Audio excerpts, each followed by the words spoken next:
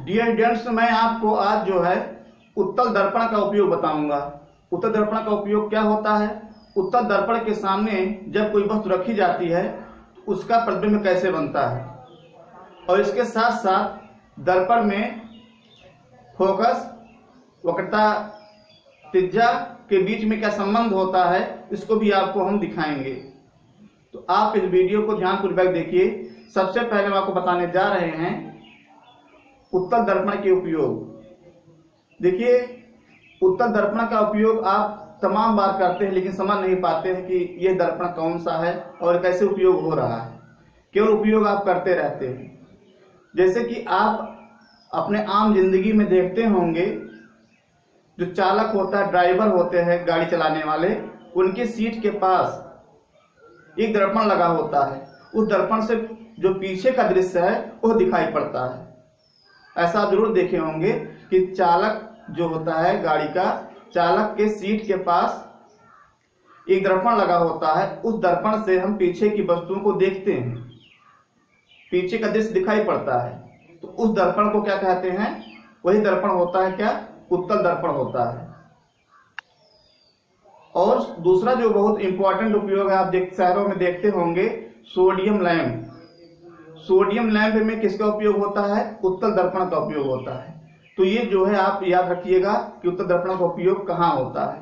अब इसका जो है उत्तल दर्पण के सामने जब कोई वस्तु रखी जाती है तो उसका किरण आरेख कैसे बनता है, इसको आपको हम बताने जा रहे हैं। इस तरीके से आप ध्यानपूर्वक देखिए।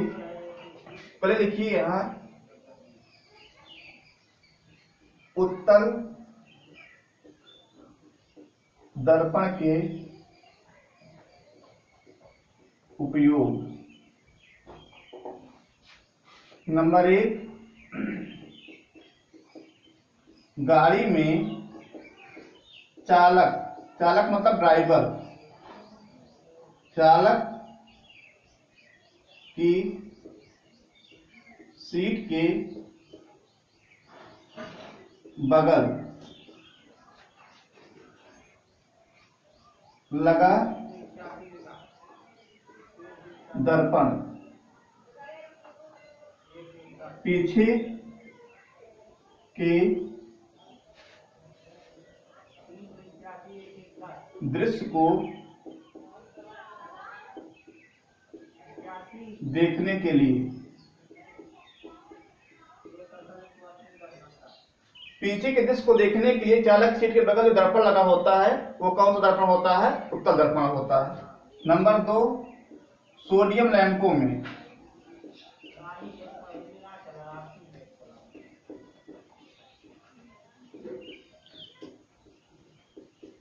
सोडियम लैंपों में किसका उपयोग होता है? उत्तल दर्पण का उपयोग होता है।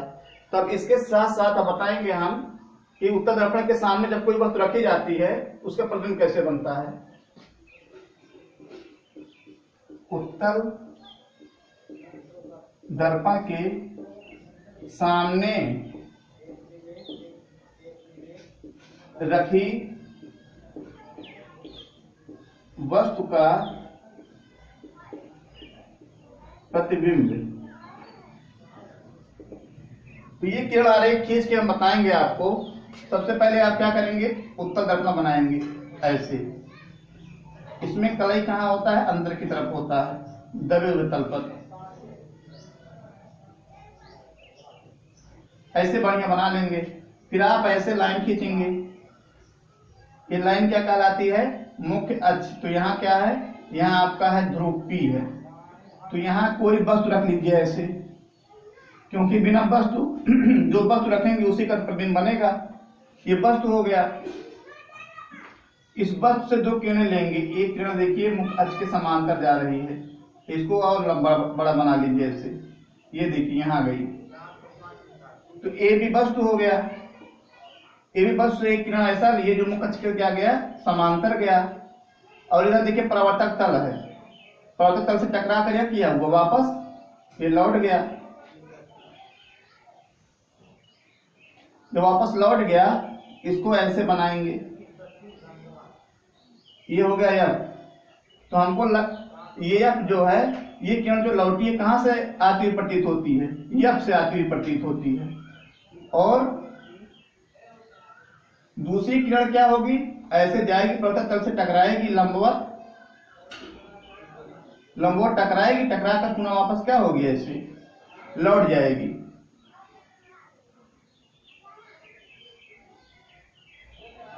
तब इसको भी ऐसे से बढ़ाएंगे आगे, यहां बढ़ गया, ये हो गया C, और दोनों का एक कटान बिंदु कहाँ यहाँ है, यही वस्तु का क्या हो जाएगा, प्रतिबिंब A डैश B डैश, लंबवत खींच देंगे प्रतिबिंब ऐसे।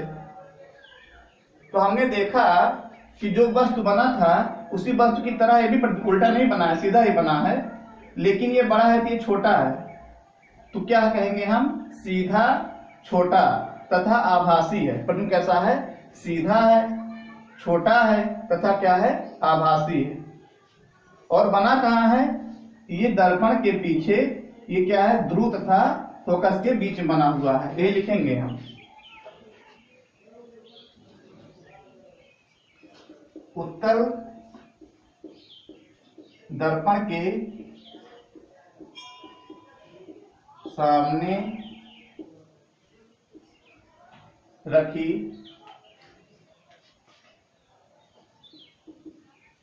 वस्तु का प्रतिबिंब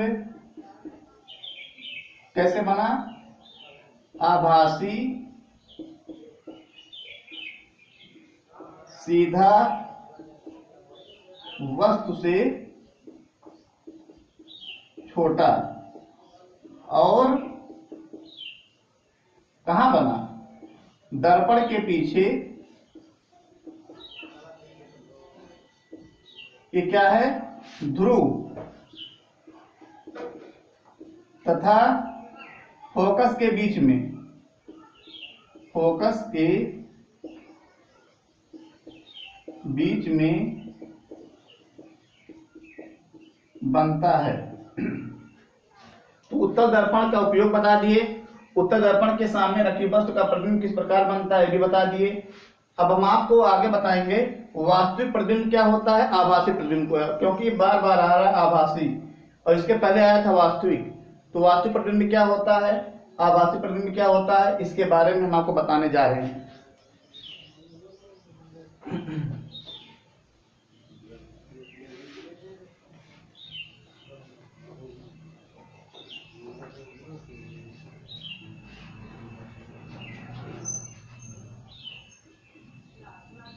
वास्तविक प्रतिबिंब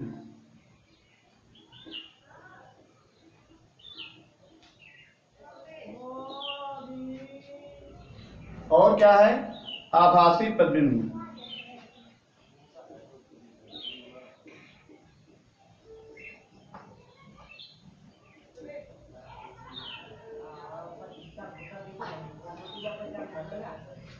देखिए वास्तविक प्रतिबिंब ऐसा प्रतिबिंब होता है जिस प्रतिबिंब को हम पर्दे पर ले सकते हैं।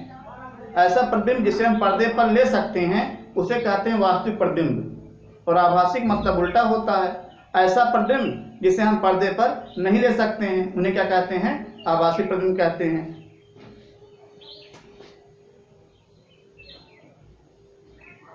ऐसा प्रतिबिंब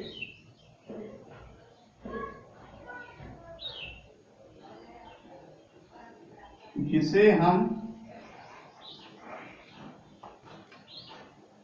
पर्दे पर ले सकते हैं, वास्तविक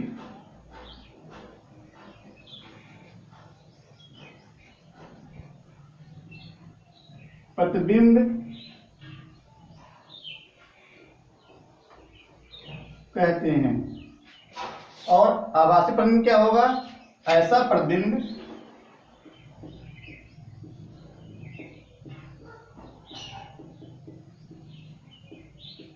जिसे हम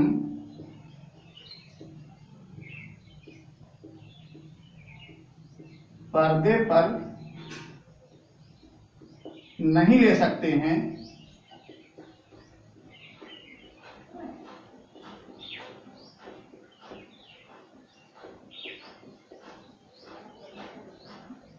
आभासी प्रतिबिंब कहते हैं।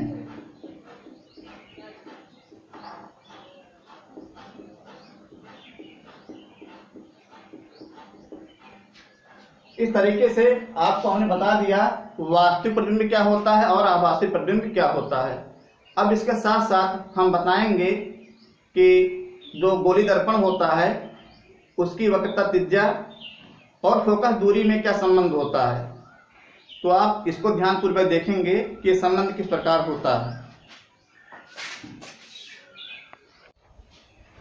देखिए, अब आपका डियर स्टूडेंट्स अगला टॉपिक है गोली दर्पण की फोकस दूरी वक्रता त्रिज्या में क्या संबंध होता है।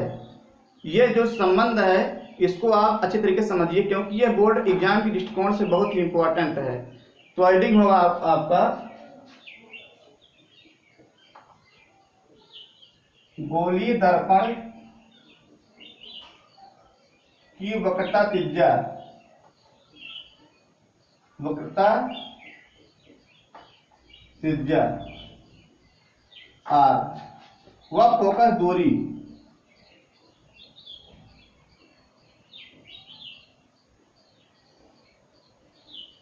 एफ में संबंध। तो इसके लिए हम आपको बहुत इजी मेथड से समझाएंगे, आपके सामने तुरंत आ जाएगा। आप देखिए, सबसे पहले बनाएंगे क्या, अवतल दर्पण बनाएंगे।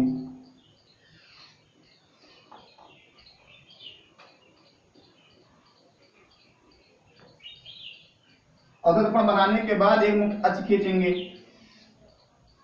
ये हो गया P आपका, यहां F हो गया, यहां हो गया C। और आपको ये पता होना चाहिए कि ये है ध्रुव और ये फोकस की दूरी क्या कहलाती है, फोकस दूरी कहलाती है। यही आपको फोकस दूरी क्या होगी, यही F हो गया यही। और ये केंद्र है और यहां से यहां तक की दूरी क्या कहलाती है, ये कहलाती है आपकी वक्रता त्रिज्या, मतलब कैपिटल आर। तो एक कोई रे आया ऐसे और ये जो है परावर्तक तल से टकरा गया, टकरा करके वापस लौटेगा और किससे होके जाएगा, ये होके जाएगा फोकस से। ऐसे फोकस से होके ये लौट आएगा, फिर सीधी रेखा बनाइएगा, ऐसे लौट आएगा। और दूसरा जो है इसको इससे हम क्या करेंगे, फिर ऐसे मिला देंगे ऐसे। और जब मिलाएंगे तो कोई किरण ऐसे गई और किसी तल से टकरा कर वापस लौटी।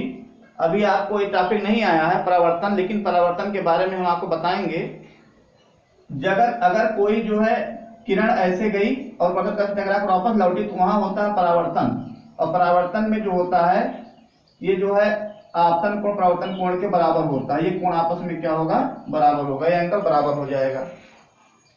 और ये देख रहे हैं कि ये जो है मुख्य अक्ष है और ये मुख्य अक्ष के क्या है, समांतर है। अगर ये समांतर है तो समांतर रेखाओं के बीच में कौन सा एक जो है कोण, एक कोण 3 के कौन सा कोण होगा, ये आपको हम बताए हैं, पहले भी मैथ पढ़ाते हैं, बताते होंगे। ये होगा एकांतर कोण, अल्टरनेट एंगल। तो अब आप देखेंगे, हम लिखेंगे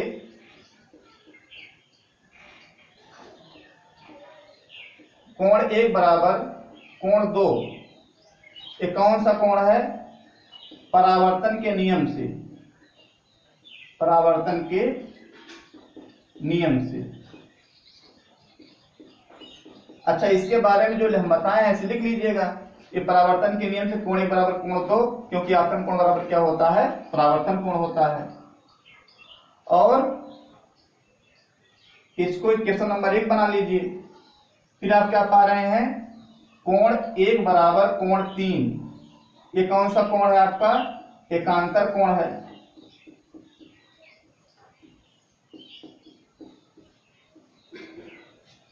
इनका नाम यहां लिख दीजिए, एन मिरर का नाम M1 लिख दो, M2 लिख दो। कोण 1 बराबर कोण 3, ये कौन सा कोण हो गया, ये एकांतर कोण हो गया। समीकरण नंबर 2 बना लीजिए। समीकरण 1 व 2 से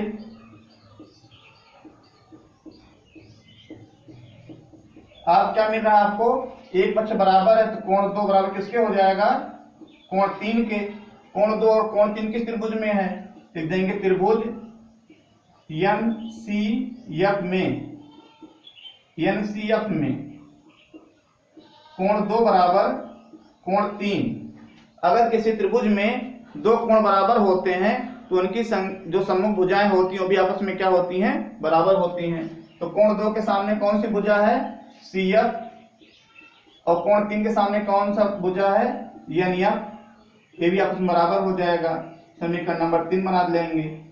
अब हम लिखेंगे, देखिए साइंस है, साइंस में आप थोड़ी सी जो है समझने की भी बात होती है। लिखेंगे यदि दर्पण का जो द्वारक है बहुत छोटा हो, यदि दर्पण का द्वारक बहुत छोटा हो, दर्पण द्वारक क्या हो, बहुत छोटा हो, तो क्या है, तो N व P क्या होंगे, संपाती होंगे। मतलब ये N कहाँ आ जाएगा, P पर N, P संपाती होंगे। तब क्या हो जाएगा, अगर ये दोनों एक ही बिंदु हो गया तो इसका मतलब क्या है, इसका मतलब है PF बराबर NF, PF बराबर NF हो जाएगा। इस पॉइंट को थोड़ा समझ लीजिएगा। अगर ये पॉइंट यहाँ आ जाए तो ये भी लाइन, जो लाइन इधर गई इस पर आ जाएगी, तो PF बराबर क्या हो जाएगा, NF। मतलब यह P बराबर FN, ये हो गया PF बराबर NF। तो आप देखिए समीकरण 3 व 4 से, 3 व 4 से आपको क्या मिल रहा है, एक पक्ष बराबर है, तो जाएगा CF बराबर किसके, PF के, CF बराबर PF। समीकरण नंबर 5। अब यहां आप लिख लीजिए